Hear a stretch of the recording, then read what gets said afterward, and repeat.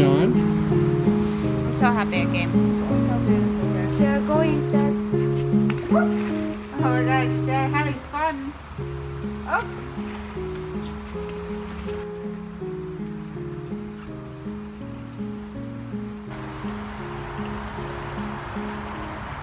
Tell us about the jumping fish, what it's called. Oh, the jumping mullet. They jump 3 times in a row.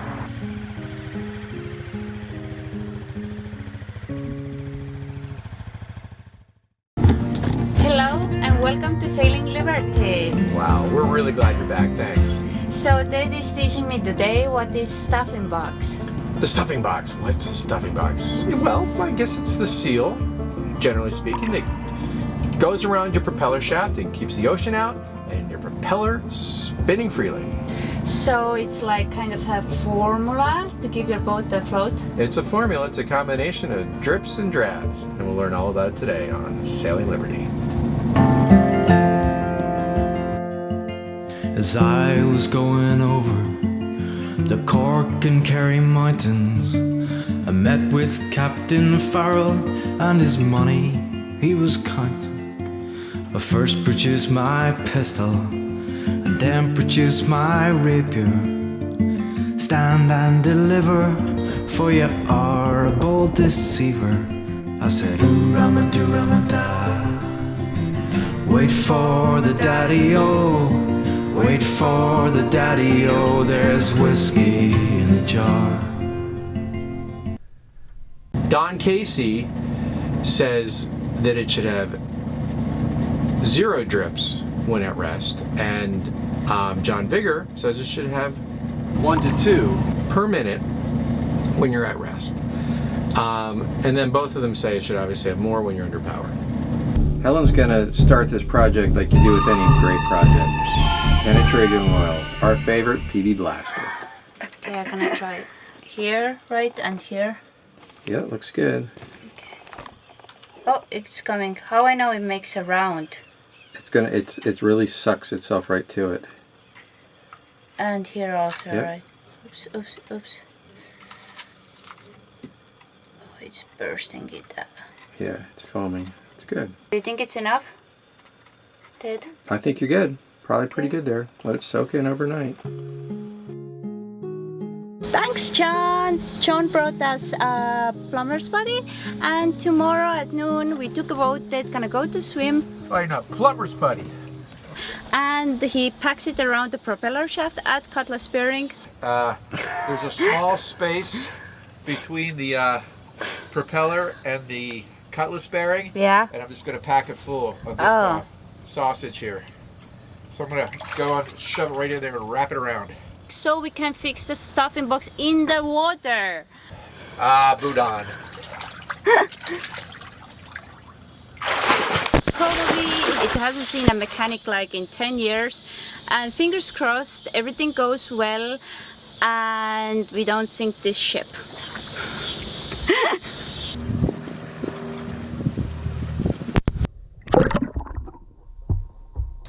How is it? Visibility is really bad. The sun's still hitting the area, so we're in good shape for that. Just gonna clean up my mask and take a little look.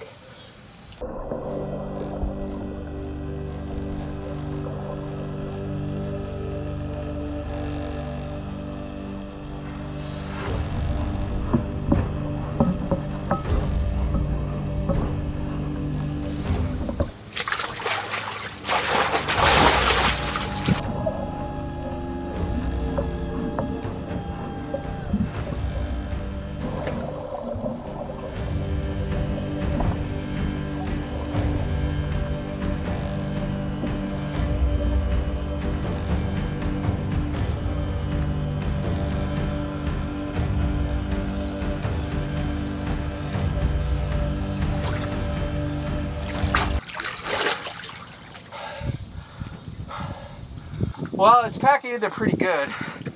I could see putting like an ace bandage around it or tying a rag around it or something could really make a difference. fucking rope is on my knife. All right, so I got an ace bandage. I'm gonna dive down and wrap it a few times if I can.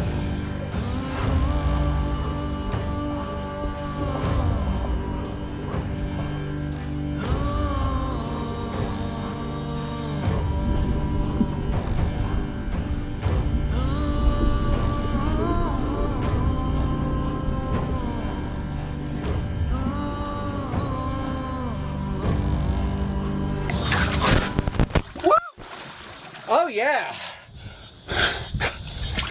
That sucker is on there. Woo! Okay, I think we're sealed up. Now we're ready to crack that stuffing box wide open. All right, I'm out of the water. Mission accomplished. Time to get down in the hold and show Helen how to stuff this box. It's gonna be good though. I got a feeling. We're gonna check the shaft size and see what kind of stuffing material we're working with downstairs below in the bilge. Here we go. Shit. It's okay, it's okay. Open for me. Just worry about the left hand. I'm pushing with the left hand.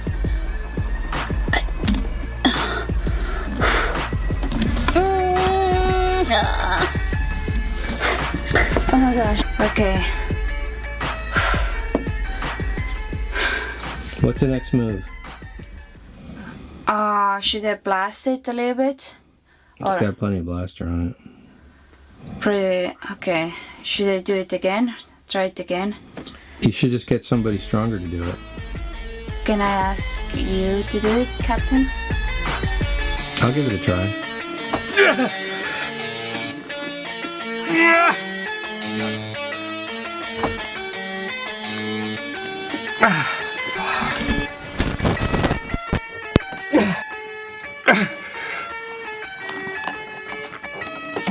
I think we need a door. It looks like there used to be washers and bolts, but now there's nothing. It's just like a circle and like a rusty centerpiece.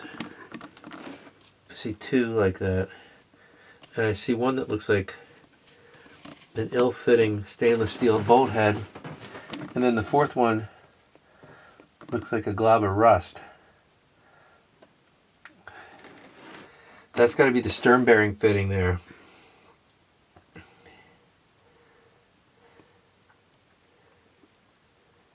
Is it I think bad? our stern bearing fitting is basically connected with one skinny replacement bolt. Shit. Out of the frying pan and into the fire. Concentrate some heat right on the top of that locking nut and get it to expand a little bit. Just right at the top of it only. Why only at the top nut? Because we're not trying to get the whole thing hot. We just want to get it hot in one place so it expands a little bit. Okay. And the hotter it gets, the more it'll expand. You don't need to try to spread that heat all the way around. Place to grab a hold.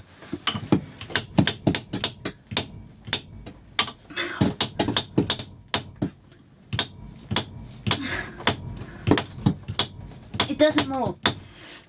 Can you try? Alright, I'll try it. You think we should try again? Alright, let's do it. Is it moving? No, it's not. Well, maybe we say it's fine. The problem isn't that the stuffing box is dripping excessively. It's just that it's a maintenance thing that we haven't ever looked at. We have no idea. So how Situation. important the stuffing is inside if it trips normally? Well, we don't know if it'll keep dripping normally if it's very old. Plus, we haven't seen what it looks like, how much it drips when it's running. Hmm. It drips quite a bit when it's at rest, but not terrible, you know. I mean, if the locking nut is not running, maybe we should let it be. Well, the problem with the locking nut, if it's stuck, Yeah. that means we can't make an adjustment. If we start having issues, we're going to have to start doing this somewhere out at sea. Mm. We need this thing to be up and running properly.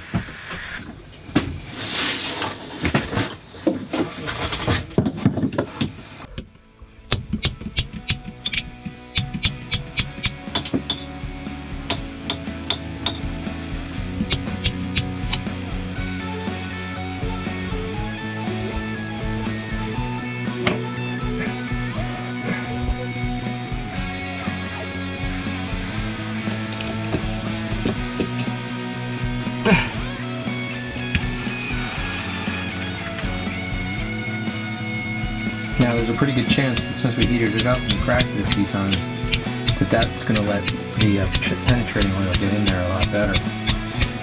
And it's going to actually get in deeper now, soak in over some amount of time. Get some penetrating oil on there again. We heated it up, we whacked it, nothing is budging. We have a good little edge into the nut, the locking nut, and you know, we should be able to get some traction there, but you know what? I've seen it before where you got to just keep working on one of these items. It's bronze, so it's going to come eventually. We don't want to do too much damage to the locking nut. We both tried, we couldn't get it, so we're going to let it soak again until tomorrow, and then we're going to come back and heat it up again and see if we can get this thing to open up. And just got to be patient, you know.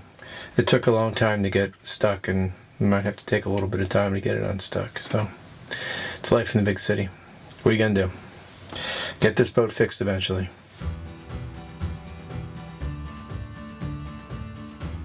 Yesterday we heated it up, we had no luck, chiseled the heck out of it.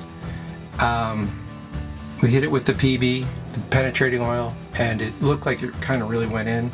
So hopefully that did something overnight. And but I think we're gonna need a bigger torch. So we're gonna see if we can get this down in there. You gonna turn it? I'm gonna light my fire.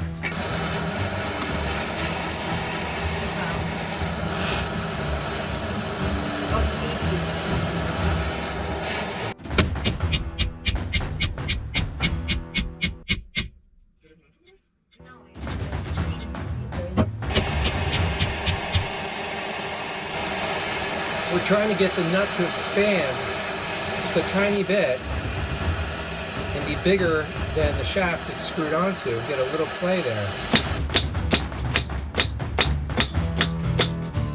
It's turning. Woo! It's turning. Oh my gosh. Oh my gosh. Oh my gosh. Our prayers are answered. All right.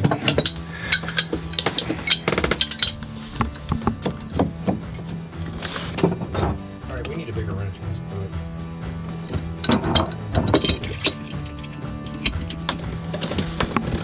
Wow, it's turning. It's turning, Dad. Yep, it's great. Let's start. What I'm gonna do? Quick clean some threads here. Lubrication there. That's really tight. Still quite tight. You're moving a little bit like everything. Yep. So, all right, so the locking nut is no longer locking.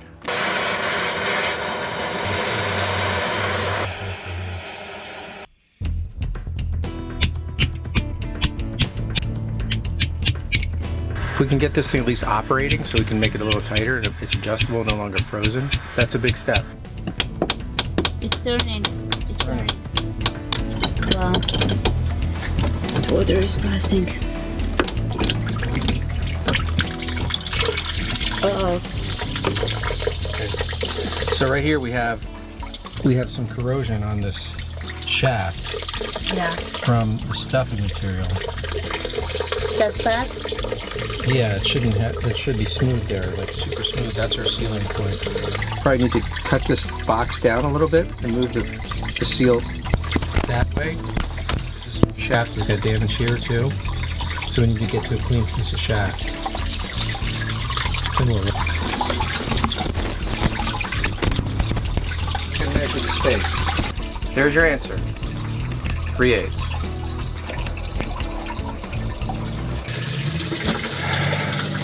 Are you shocked? It's pretty shocking to see water pouring in a boat that quickly. But you know what? The bilge pump's having no problem picking it up. It took almost 5 minutes for the bilge pump to kick on the first time. We got all the threads cleaned up pretty good as best we can do right here. I'm going to put Lanacoat on everything and just assemble it back up and tighten it up, get rid of the drip. And we'll know that we'll have to adjust it when we start running the engine again and motoring. And but the good news is it'll be all functional. It won't be jammed and locked. Look how long it took us to unlock it, 3 days. What if we had a problem? We don't have 3 days to fix it. Now it's already fixed. So we can make adjustments, get ready for a haul out, and then we'll repack it. So we're in business. I'm gonna go get some Landicoat. Okay, so we got our favorite Landicoat. So why you put the Atlantic coat? Well, this is going to keep it hopefully from locking up on us again. This will stick on this metal probably until it's really cleaned thoroughly again. And what about anti-rusting? Anti-rust, Corrosion? anti-seize, anti-corrosion, and it's all natural. So why it's important that it's all natural? Well, I'm getting it on my skin, you know, and the next best thing is called anti-seize, and it causes cancer in California, nowhere else. So if we go near California, It's only regional. it's a regional cancer-causing agent. So, is this the ultimate stuffing box episode or what? Wow, 3 stuffing boxes in one episode. Some are fixed, some are better, and some still have ways to go. But they're all in progress, and they're all coming along nicely.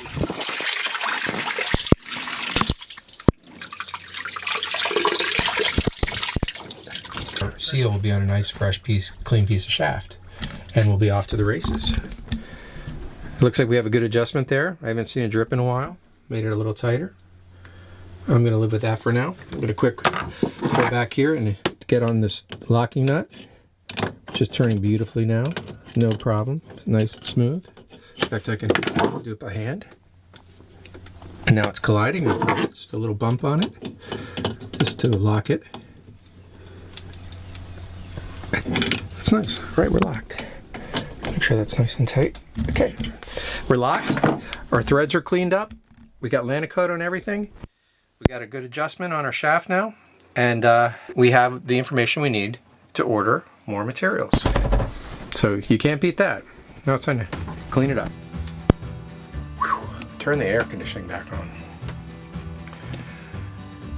What do you think, Ellen? The next boat is Alberg 30. It is a beautiful classic, kind of like Test Triton, but tiny bit longer. And me and Ted, we were keeping it afloat through the hurricane whatsoever. The stuffing box is leaking like crazy, and the scuppers are leaking. It's taking water. And now our friend bought the boat, and we can give him a hand to quick fix the stuffing box. I know it's not properly done, but there is no hole out here. So we can quick fix it before he can take the boat to the nearest hole out, and then he gonna fix it properly. Hey, give him a hand, let's go! 1964 Alberg 30. A real classic.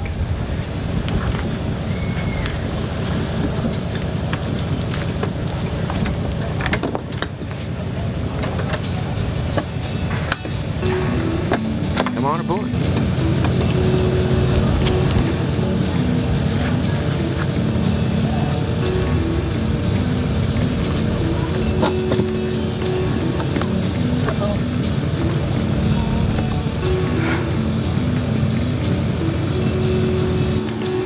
My name's Trevor. This is my Alberg 30, 1964. Her name is Zipalong, and she has stuffing box issues. She's pissing like a racehorse. Your bilge pump's working like a champ. It is. It looks like all your hose clamps are pretty rusty. Righty-loosey. Okay. You So I didn't- tighten it to go this way. Yeah, exactly. Okay. And this should loosen. That'll then you can work that one separately Okay. once it's done. You're not supposed to put a load on the rubber hose part by protecting by, using 2 wrenches. I'm good on the red wrench. Okay. I'm pulling towards me, right? Yep, go for it. Oh, stop. We gotta regrip. Okay, anytime. All right, hold on.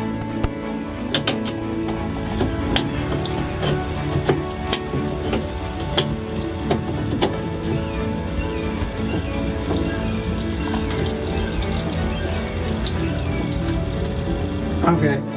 Nothing, right? Nothing. If we heat just the top of it, let's say, that metal will expand a little bit. Micron. And since it's a big piece of metal, compared to like a smaller nut, the heating trick should work better than ever on a bigger piece of metal. Oh boy. Okay.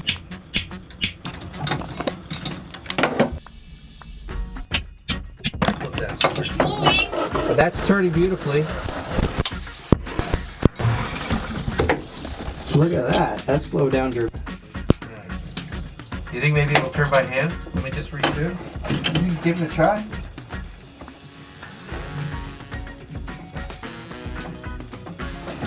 Yeah, that's it. They're both tight again. I think you can go back to the front one. You have like an 1/8 of an inch at least there.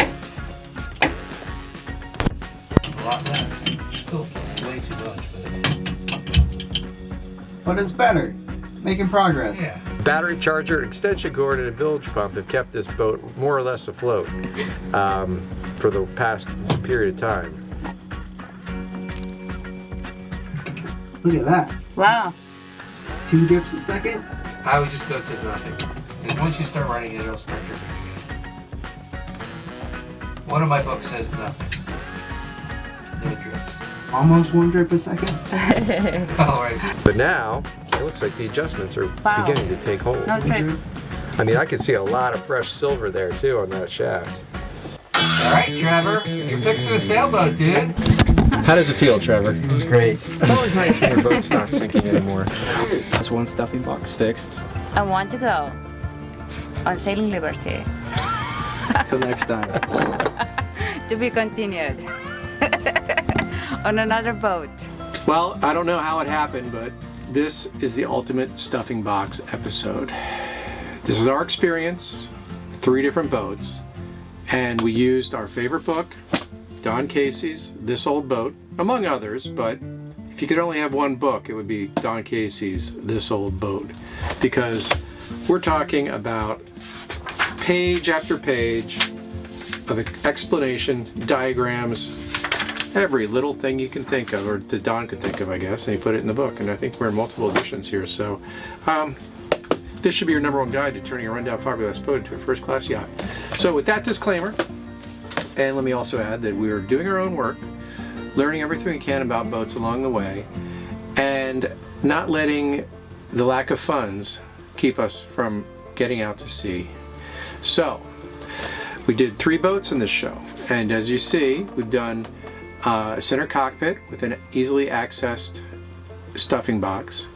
We did a classic Alberg 30, and we've also done work on our boat, Pearson Triton. And the Pearson Triton, I gotta say, got the royal treatment. Here we go.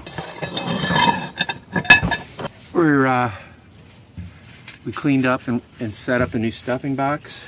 The old stuffing box with new hose, and we're getting ready to put the drive shaft back through.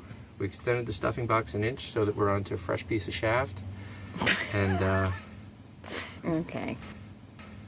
that's about the long and the short of it. Near the end of the season, I noticed an increasingly bad vibration from the propeller shaft. So I put it on the list for the spring commissioning, cutlass bearing, and stuffing box.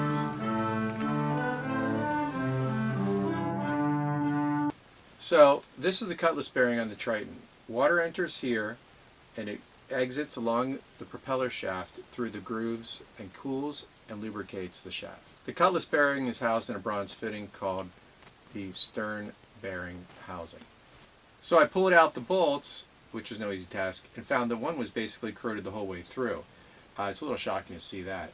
And furthermore, it had silicone in it, so someone had actually put the thing back together with the corroded bolt. And inside of this is the stern tube that leads to the stuffing box. So I pulled out the shaft, and the shaft tells the tale. I lined the stuffing box up roughly where it was. It should probably be back a little bit. But the shiny areas are the areas that have contact. This area is where the cutlass bearing is contacting the shaft, and this shiny area here is where the stuffing material is contacting the shaft, the seal area. Well, the problem is that we were getting corrosion on the shaft. A previous owner had used the most up-to-date modern stuffing box material, polytetrafluoroethylene. And the problem is it can have electrical responses with any metal, especially brass. Stainless steel it might be okay with, but brass, forget about it. This is the one place in the shaft where you really need the shaft to be perfectly smooth, because this is your seal. It shouldn't have any irregularities, because that irregularity is spinning and grinding away at your packing material. So when it comes time to cut the packing, you wrap the packing around your shaft and you bring in a brand new razor blade and you cut at a 45-degree angle against both pieces simultaneously. So you're going to waste a little nub each time you cut, but you're going to get a perfect lap joint. When it came time to do the packing, I didn't want to mess around with having the same problem that we came across. So we went back to 100% old school packing material, flax and wax. But it's flax actually with PTFE as the lubricant. It's a 1/4 inch packing for a 1 inch drive shaft. You put your first piece in and you lap your joint. We put our second piece in, we lapped our joints. We got this over here and we put the next lap here. Then the third piece goes in, we rotate again, lap our joint in a different spot. We stagger our joints. You have your joints lapped in 3 places, it gives you a nice 3-layer effect. And it came out really great. Basically, we got a brand new stuffing box. So we got everything ready with our washers. We use butyl rubber, it's my favorite. It never dries, never hardens. You can always take it back apart, and it's a great sealant. We've got our new cutlass bearing pressed into the housing. We went ahead and backed up the stern bearing housing on the deadwood with butyl rubber. We put butyl rubber collars around our brand new silicone bronze bolts and sucked everything up nice and tight. Now with everything painted, we're going to bring in our shaft and get ready to assemble this sucker together.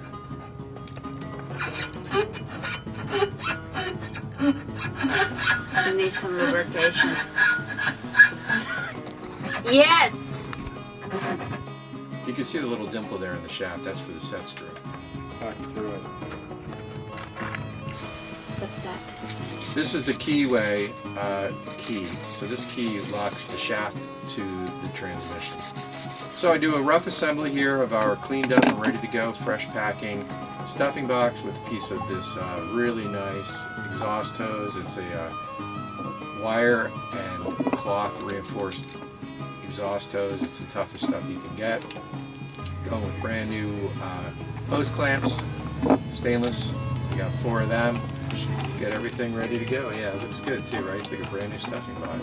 Everything was buffed out and cleaned, and really take it back to the beginning. All right, so a little lubricant like you asked for, sweetheart. This time we're just using a little bit of soap, but that'll work for this. And just get it all lubed up in there, and it's ready to go on to the shaft log. But anyway, so we got the stern tube or shaft log, whatever you want to call it. The shaft lining up there, let's push that back a little bit. And we'll go ahead and get this onto the stern tube. Also known as the shaft log. This one's plastic. We noticed on the Alberg it was actually like a bronze tube. I think I like the fiberglass better. Seems like it's going to connect to fiberglass better. Anyway, so get that on there. But the thing is, you want to make sure that you don't tighten it to the shaft log or the stern tube until the shaft is through it, because you want the shaft to align it, because you can't count on the hose to be square and straight, and so you got to wiggle it around and make sure it's going to have enough play in all the axes to line up directly. So you don't want to have it like the two pressing in one direction on the shaft. Together, that's good. So Dave, any issues? Every single issue you can come up against, for the most part, we've found. The work's been going steadily and without any problems.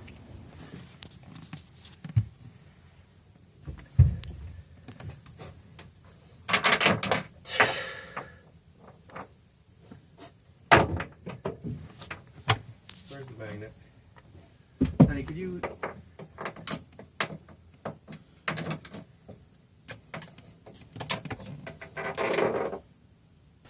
So you get it on there, then you're going to get your shaft in and connected, and then you make your final adjustments.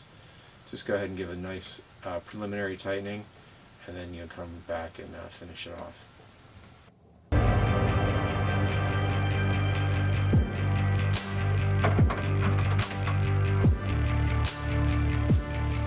This wanted to show you how you tighten each of the screw. Once you have the shaft in place and you know everything's lined up and you don't have any crookedness to your stuffing box and it's aligned easily with the shaft, you go ahead and put a final tighten on everything and clamp it down.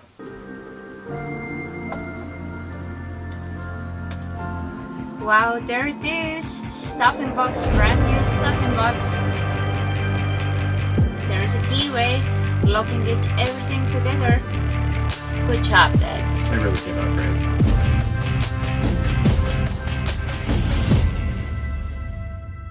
So I'm glad I learned a little bit about the mechanics of the boat. We got started. We're off to the races. Don't forget, get Don Casey's book, This Old Sailboat. You're going to get all the details, and you're going to be in the pink and running sweet. In the pink? In the pink. That's right. So what's in the pink? It's good. It's a good thing. That's what everybody A should be. millennial. Oh. Well, tighten your box and get out on the sea. Don't mess around. Remember, if you don't have time for anything else, at least count the drips and make sure your box isn't running too high. All right. See you next time on Sailing Liberty. What's in the pink? It means good. It means like That is like it's like some peachy. kind of- But you're right. It does sound a little bit like it. And that's why I went with the box talk.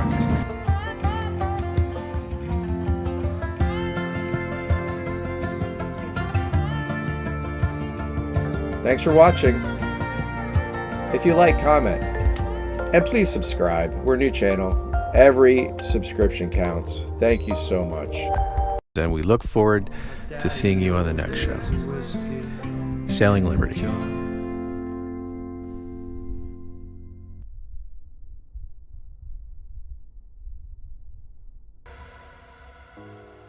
Polytetrafluoroethylene.